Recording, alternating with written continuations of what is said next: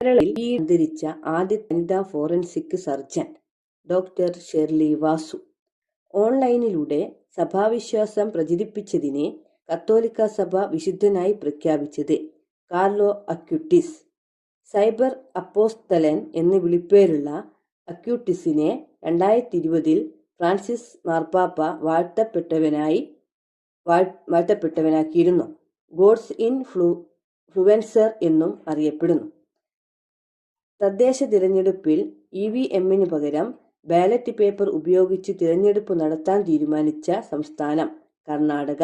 പ്രതിരോധ വകുപ്പിന്റെ പേര് യുദ്ധവകുപ്പ് എന്നാക്കിയ രാജ്യം അമേരിക്ക. ഏഷ്യാകപ്പ് ഹോക്കിയിൽ കിരീടം നേടിയത് ഇന്ത്യ. ഫൈനലിൽ ദക്ഷിണ കൊറിയയെ തോൽപ്പിച്ചു. കേരള ക്രിക്കറ്റ് ലീഗ് 2ാം സീസണിൽ കിരീടം നേടിയത് കൊച്ചി ബ്ലൂ ടൈഗേഴ്സ്.